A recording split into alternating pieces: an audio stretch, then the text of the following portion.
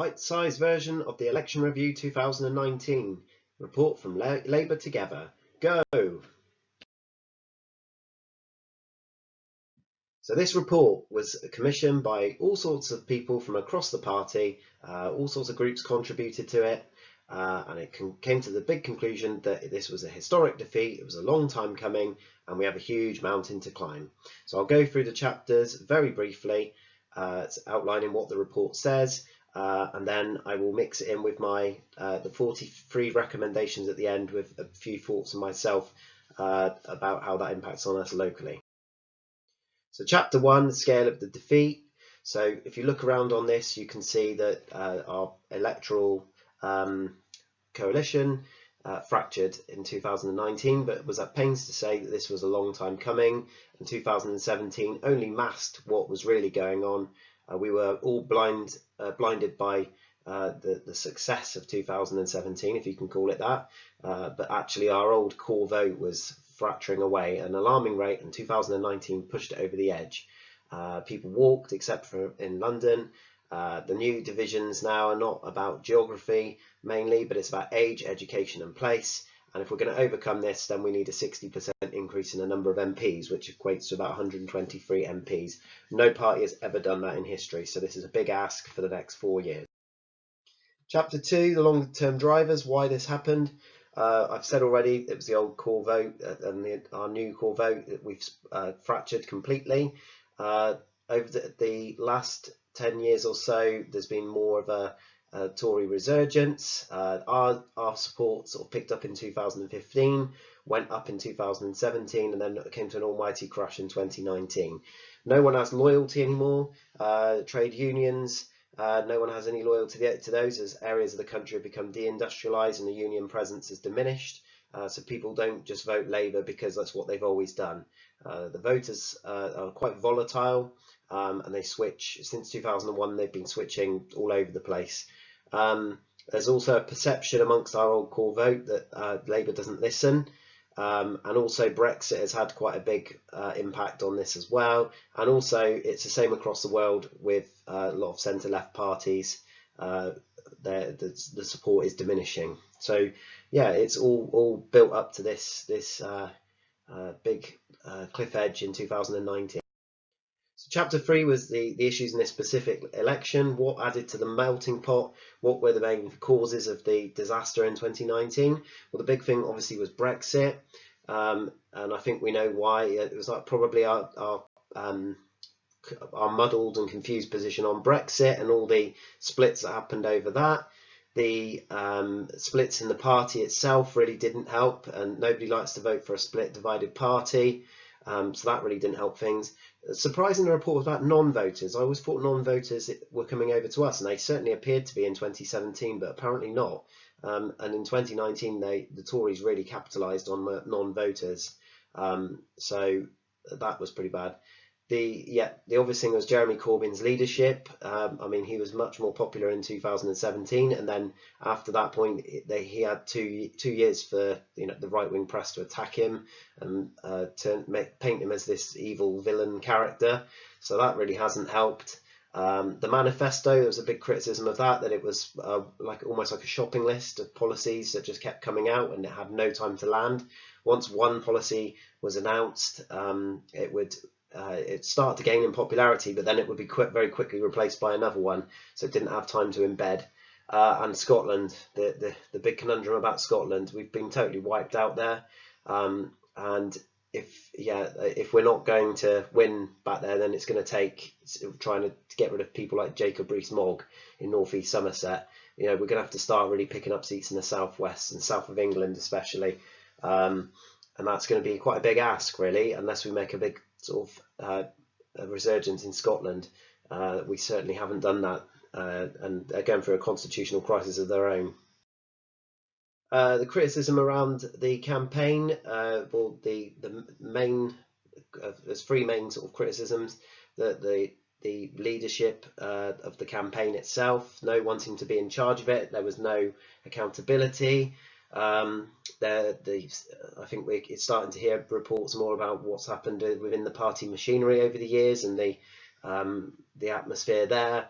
I've only just recently heard about the NEC as well, that the NEC seem to be quite powerless to be able to work out what on earth is going on in terms of finance. So it's quite worrying actually, about what's going on within the party machine. The computers here, yeah, in the middle, we had a totally inadequate social media system. I mean, we started quite brightly in 2017, and the Tories realised that they needed to up their game on that, and they certainly did. Within days of Boris Johnson getting into number 10, they'd already tested loads of adverts and things, and they were really up in their social media game at our expense, unfortunately. And that final symbol there was a bit of a whirlwind really for the ground campaign. We had activists being directed into places we didn't have a chance of winning, and those seats that were vulnerable were just left to their own devices. And the party systems for campaigning were really not up to scratch. They were quite out of date as well. We had the whole fiasco of leaflets being dropped days after the postal votes had gone out. Really not good enough. So the way ahead that the report recommends. Well, first of all, in chapter 7, we have to get a grip of the scale of the challenge. And the scale of the challenge is that we need to be talking to a lot more people, and listening to them, obviously. We can't assume that this is the end and we're going to be picking up. It was just a one-off. Actually, it could go further. There are further 58 seats in Parliament that are very vulnerable and could go even further. So this might be just the first of a few of the end really for the Labour Party, unless we turn our fortunes around. Our left-wing vote, or our new core supporters, some of the research in this has indicated that actually it's a very fragile coalition really of Labour voters. And they could easily leave. Some of the stuff that I was reading about young people, I always thought that was a shoo-in, that we'd be all right with young people, but actually quite a growing number of young people voted Tory in 2019, so it's quite a worry really. The scale of the challenge, I said about it earlier, there's got to be a 60% increase to get those, to get a majority of one, and that's 123 seats. So we face a massive mountain to climb. We've got to resolve the Scotland issue. The leadership's current position is to say no to an independence referendum. So really, if we're going to go down that route, do we just kiss goodbye to Scotland and we just think about trying to gain in England a bit more? Otherwise, we'll have to revisit that, won't we? And the other thing is we need to build bridges between this new core and the old core vote as well. That's the scale of the challenge that lies ahead, and they've left us, so we've got to try and win them back. That's the only way around it. You're not going to win elections by just appealing to our new core vote. It's not enough, I'm afraid. So chapter 8 of the report was about building a winning coalition for the future. And it gave us 3 options in there for a strategy, and it's very clear on there that this needs to be really the leadership that comes up with this strategy, and this is evidence informed. This is what will win our groups of people back. And so the main option, I think, that's quite popular, it's going to be a hard one, it's going to be a tough one, is to go with big change economics. So keeping a lot of Corbyn's radical economic policies. Nationalisation is quite popular still, and root it in people's real lives, relate it to them, and wrap it up in a national pride narrative as well. Some of us will find that quite hard to stomach, but politics is about compromising, so sometimes it's for the greater good, isn't it? That should poll us over 40% if we focus on that. A bit more on that later. The other options that were considered in the report, option 1 was more about going after those so-called red wall voters, where we would have left-wing economic policies, but then an anti-immigration rhetoric and less social liberalism, so more social conservatism. But that would poll us below what we got in 2017. And option 2, similarly, we would poll below what we got in 2017 if we went for a centrist economic platform with a bit of mild social liberalism and a tough on crime stance. Both of these options would risk fracturing and losing either of our coalitions, winning one back but maybe losing the other. It's just not enough. option 3 is going to be really tough to do, but if we've got people up for it, we can do this and wrest control of the British flag off the people on the right who seem to have hijacked it for their own purposes. But the good thing for me in particular is that I'm really pleased that Corbyn's radical policies will survive if we take this route. I'm really not for option 2. So the main thing is that the party leadership needs to get a grip of strategy. They need to work out a position on independence in Scotland. The key thing here as well is sort of pertinent to us locally as well, is no more time wasting talking to the converted. You know, actually thinking about how we do our meetings and actually meeting with the public in a different way. In the report, it suggests citizens, juries and people's panels, which are quite interesting. I saw some videos on that are embedded in the report. It's also very complimentary about the persuasion training that I personally undertook and trained people up in. So listening to people, but also persuading them to build that winning coalition, engaging with the people that we need to win back. Labour needs to lead the radical change by having an air of credibility about it. We need to be trusted. At the moment, we're not trusted, and we need to relate to people. We seem to be very out of touch with people. So at all levels of the party, we need to be people really. And the other thing is if we're going to try and persuade this winning coalition to come back to us and keep our existing core vote as well, then we need to know what the winning coalition looks like. So here it is. This is what the Data Praxis, who was one of the contributors, this is what they came up with they'd interviewed about 240,000 people you know, from that election, and this is what they came out with, that our new core vote there is in the top right hand corner, made up of those groups, and that equates to about 29% of the vote. Down at the bottom there, you've got young Insta progressives. I quite like that. I'm sure we can think of a few people that would fit that criteria, and that would probably get you about a quarter of that group there, so about 4.5%. So that does add up to the 33% that we did poll in 2019, but it's not enough. We need to be over 40%. So it's about looking at these other groups. If you see that they're all faded, a lot of them, they probably used to vote Labour in the past, but they don't want to anymore, and Brexit is a big factor in this as well. But we have got to win those. We can't bury our heads in the sand and say, oh, we'll just talk to ourselves and just excite our core. We have to actually make a connection back with those voters that we've lost. So I'm going to do a video on this at a later date, and I'm quite happy to change the canvassing that I do, particularly to start doing a smarter operation really, and try and go after these 14 groups to see if we can you know, try to reverse our fortunes with this and think of it in a different way. Think of people rather than areas really, and I think that's certainly the way that the National Party seems to be going as well. So chapter 9, this is the bit that I was really interested in. Rather than shifting blame onto people or groups of people, let's be solutions focused and think about what we can do to change. This is no way a criticism of the local party or you know, criticising the town council. You know, we do some great things that come out of this. You know, we come out really highly commended really for what we do. It's just other CLPs I think that have not quite got it right. And so there's 43 recommendations for change.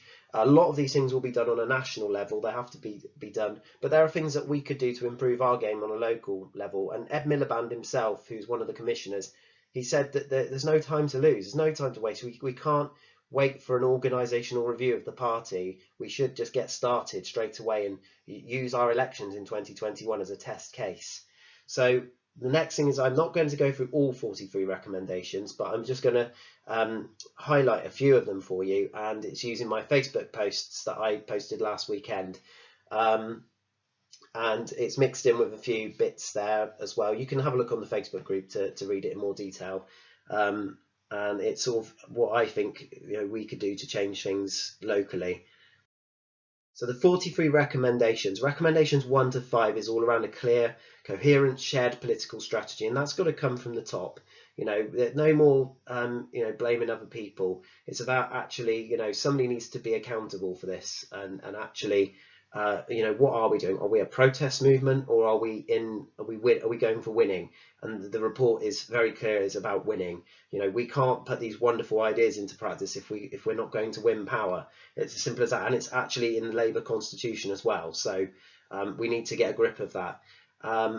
Recommendation 6 to 8 is just about sorting out the party staff, the machinery. It doesn't seem to be working at the moment. There's a real toxic culture in there at the moment, and actually getting to grips and making it a professional organisation that runs properly. I was at a meeting the other day about finance in the Labour Party, and oh my goodness, some of the stuff, it's like a horror story. We could find ourselves in real trouble pretty soon. It needs to really professionalise, and it needs to be inclusive. A lot of the things that happen in the local party, we have meetings every second Wednesday of the month, and that's not very inclusive. We need to look at other tools and ways in which we can engage the members. Do we have to have meetings on a set night? Do we have to have discussions? Can we put things online? Can we vote online? We need to get really radical. If we're not open to change and we're just going to rubbish this report, then it's the end of the party, I'm afraid. I think we'll get replaced by something else. And so I think it's our duty to really consider this report. Also, it says in recommendation 6 to 8 to think about everybody in the party is kind of held accountable for that goal of actually trying to win power. So actually trying to work out what people are, what is your part in play? What are you doing to get that to happen? So even on a local level, we need to be thinking about, right, how are we going to increase our number of councillors? What's our strategy? How are we going to do that realistically? Point number 9, or recommendation 9, was about becoming a learning organisation. I mean, I realised that I'd made a lot of mistakes, and I've probably led people up the garden path with things, and it wasn't intentional, but I'm quite a reflective person. I like to think about where I might have gone wrong. I'd like to have a look at how we do the canvassing. I'm also reconsidering the street stall as well, whether that's actually going to have an impact as well. So thinking about, volunteers' time is very costly. It needs to be impactful. So thinking about learning from mistakes, that's really, really key, and being more reflective. Point number 2, taking operational decisions based on evidence. I mean, in this particular clip here, I say that there is a big threat next year from Diego, so you can read more about that there. But we need to make our decisions on where we place our limited resources, and it needs to be based on actual evidence. And I've sort of stated that. Doing away with old ways that haven't proved their impact, but also keeping things that have proved their impact as well. And I've said on here, nothing is sacred anymore. Point 11 is about investing in a culture of change. Be prepared to change, where we can't just stick with things just because we've always done it that way. We need to actually make sure we're proving the impact of what we're doing. This one's just about engagement, and it's built from point 12. Called Kia has been quite successful. I've said in here that I think we engage quite well with the public, particularly around the town council. But there's things that we could, ideas that we could look into. Community organising came out of the report really well. And that is something they say that should be at the heart of our operation, that we should be not having a transactional relationship with the voters, knocking on their doors and saying, will you vote for me?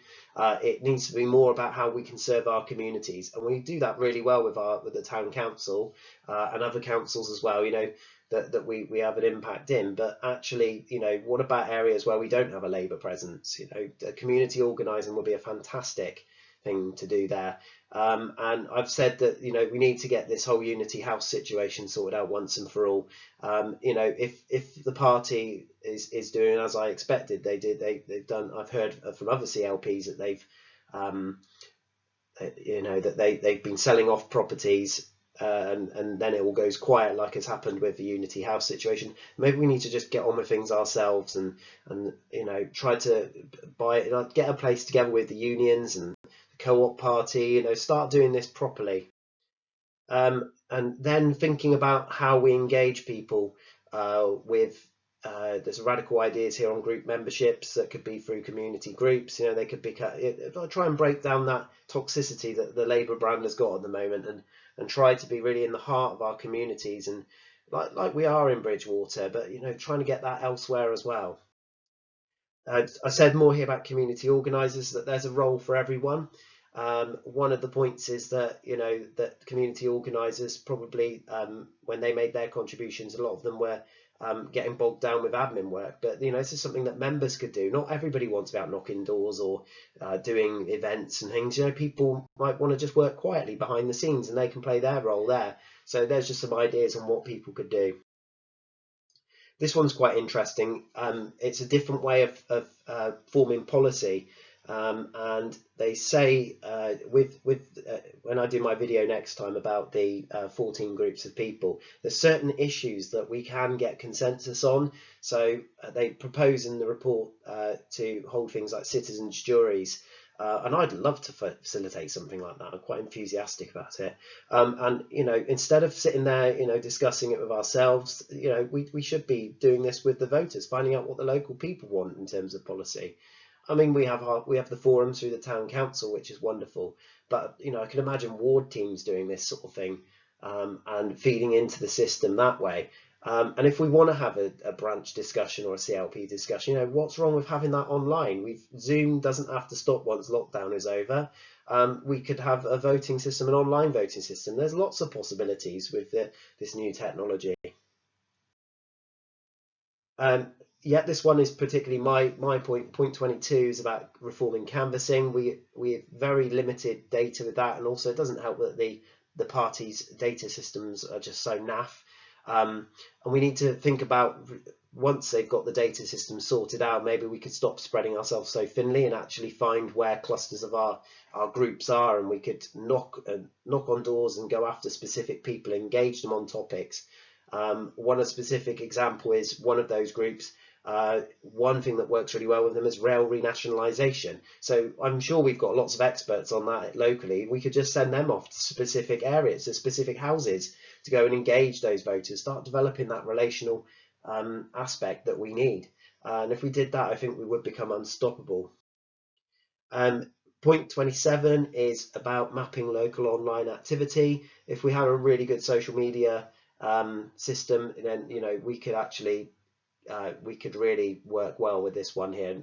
Everything all feeding into it would be wonderful. The canvassing, the community organising, we would build up such a rich tapestry of everything that we know about our constituency, and then we would start to see real-time data, what's going on, what the word is on the ground, and we would know what the issues are. The community organising unit would get in there, really detoxify the brand.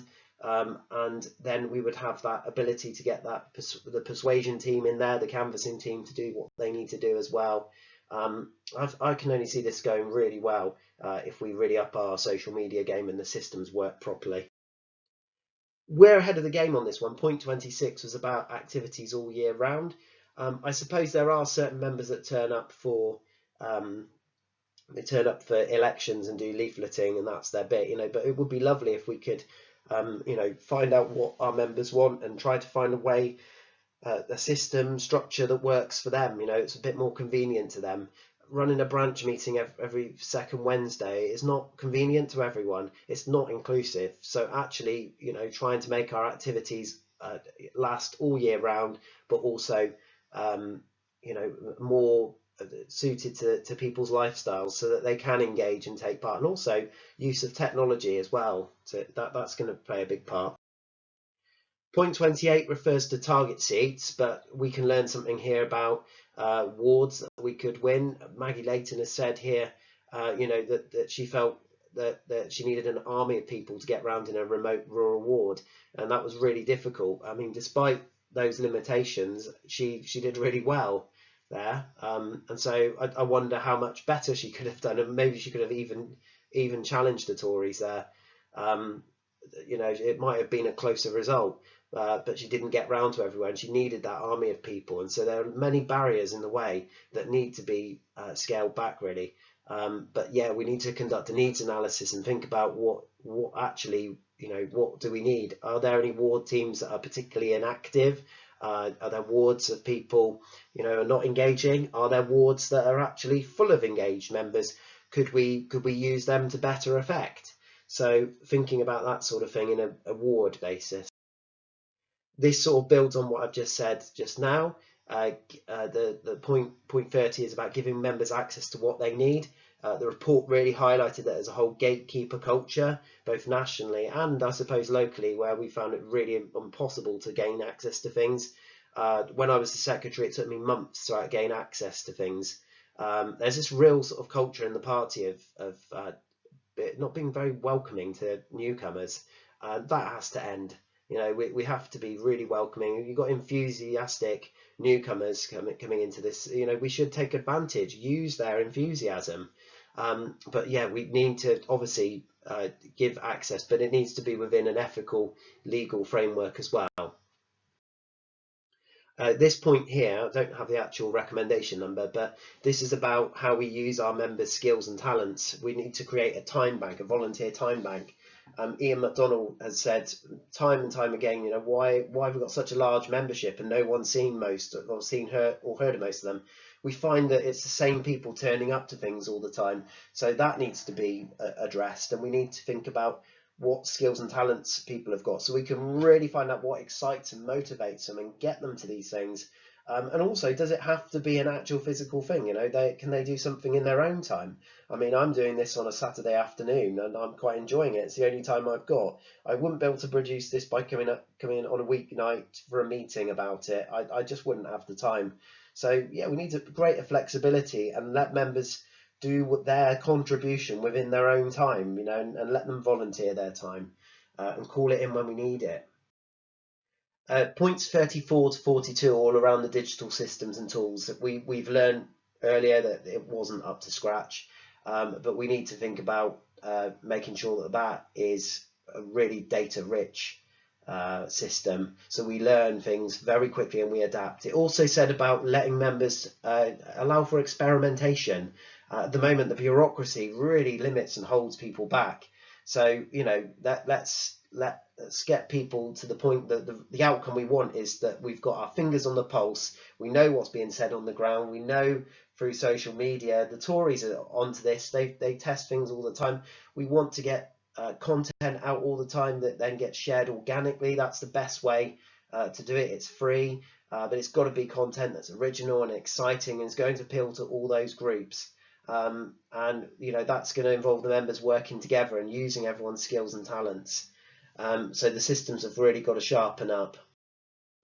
The final point here is about integrating the campaigns. So if we get everything all talking together, we should be able to map pretty quickly the 14 groups of people, find them, and we'll be able to do what we need to do, but in a more relational way rather than, oh, will you vote for me? It's actually more about serving those people and actually getting them to see that Labour is not a toxic brand at all. Backed up with a really smart system, that's accessed legally and ethically. I think we could be onto a winner here. So the report finishes off with, we all make the movement. The challenges we face are so complex that it will take the best of all the Labour traditions to build a coalition for change. Will you be part of the change we need? And I've said with this that, be part of the solution, don't be part of the problem. Don't dismiss this report. It holds up a mirror to us, and it's warts and all. Yeah, I've made mistakes. Many other people have made mistakes, but let's be reflective on it. Let's move on. Let's get what we need and win these people back. So thank you for listening.